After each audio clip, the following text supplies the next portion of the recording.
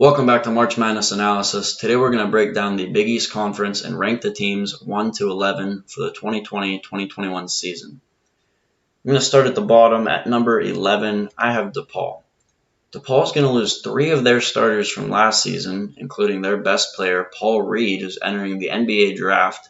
They're losing Coleman Lands, a former top 50 recruit and transfer from Illinois, and also Devin Gage. However, on the bright side for DePaul, they're bringing in Javon Freedom Liberty, one of the top transfers from Valparaiso. And Dave Lateo has 14 seasons under his belt as head coach, plus 2 tournament appearances. The question for DePaul is, can Dave Lateo use his coaching experience to bump DePaul into an upper half Big East team? My answer is no. I have them sealed in my bottom 3. Another team that's going to struggle, and I have them at number 10, is Butler. Butler's losing 4 of their starters from last season, and that includes a major loss in Kamar Baldwin. They're also losing Sean McDermott, Khalif Battle, and Jordan Tucker. That leaves Aaron Thompson to lead the offense this year and hopefully create a spark in shooting for the Bulldogs. They're going to add South Carolina transfer Bolden, so Bolden and Nyes are going to be down low. However, the problem is their lack of shooting means the defenses can collapse the paint and prevent big play. On the bright side, last year Butler was projected at the bottom of the Big East, much like this year, and they played their way up to a top half team. So the question for DePaul is, can LaVale Jordan bump Butler to an upper half Big East team this year?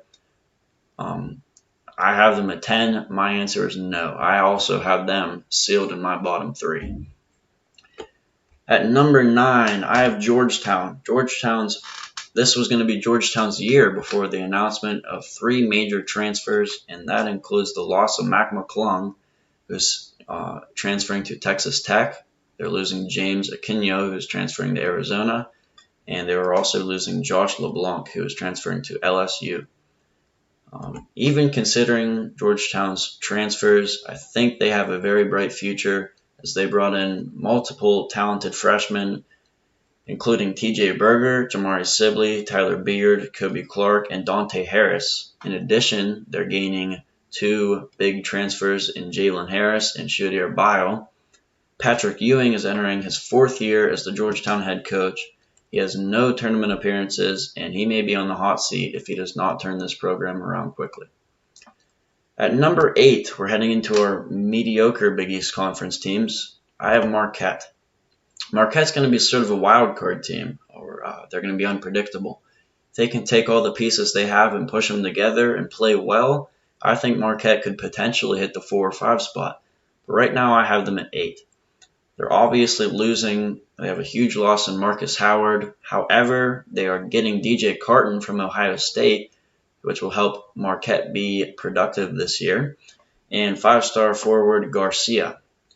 So the question for Marquette is, will they take all the pieces they have and put them together, or will they be a bottom half Big East team? At number 7, I have Xavier. Xavier's losing 3 starters, including Najee Marshall, Tyreek Jones, and Quentin Gooden. However, I don't think they'll be awful, and I think they have a really bright future. They're returning former top 30 recruit Paul Scruggs. They are returning Kai Dandy, who was on the first team All Big East team, and he was the 9th ranked point guard in his recruiting class. Xavier is bringing in a number 24 recruiting class in the nation. So like I said, Travis Steele at his 2nd year at Xavier has a bright future ahead of him. I think this could be a team that hits the 4 or 5 spot. Right now, he has a young team. I have them at 7. At number 6, I have an underrated St. John's team. St. John's is losing LJ Figueroa. However, they're returning 3 of their starters, Rasheem Dunn, Vince Cool, and Julian Champagny, who's on the Big East All-Freshman team. They have a bright future ahead of them. If this year isn't their year, I think the next couple of years they could have a tournament appearance or 2.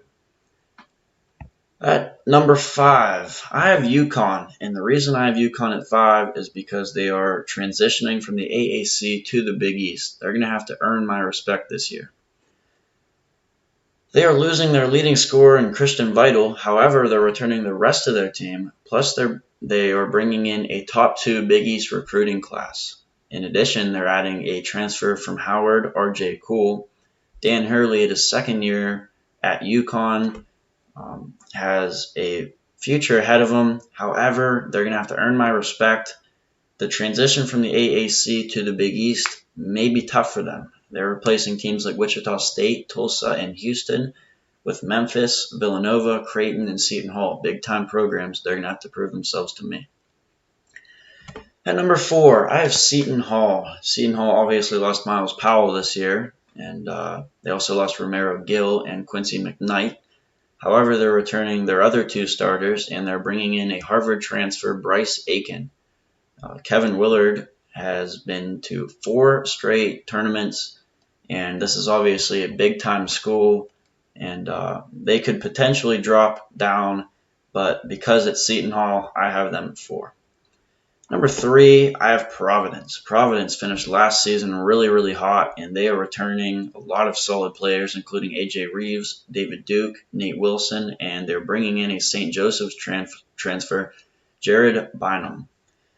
Ed Cooley led Providence to 5 straight NCAA tournament appearances, and I think that he will do that again this year.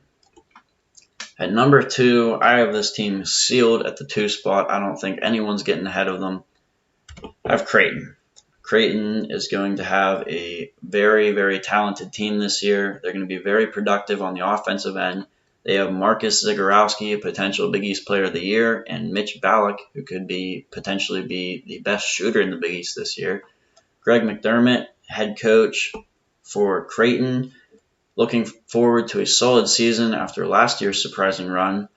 They're going to score a lot of points. Last year, they were 20th in the country in scoring 78.3 points per game. Expect the same thing out of Creighton this year, if not even better. And at number 1, I have Villanova in a lock. They lost a big player in Sadiq Bey. However, they're returning 4 really good starters, and they're going to have 8 players that were formerly in the ESPN Top 100. They have Colin Gillespie, who's one of the favorites to win the Big East Player of the Year. Jeremiah Robertson-Earl could potentially win the Big East Player of the Year. They're adding a top transfer from Tulane, Caleb Daniels. I really don't see any Big East team surpassing Villanova this year. Obviously, head coach Jay Wright has done a phenomenal job with this program, and they have very good tournament history, obviously winning 2 national championships in the last decade, in the last couple of years, actually. So not only do I have Villanova at number 1 in the Big East, if I were to name a Final 4 right now, I have a hard time having Villanova out of that. Villanova has to be one of my Final 4 teams right now. They're going to have a really solid team. So this is my Big East Conference right now. Let me know in the comments what you think, what you would change, and I'll see you next week.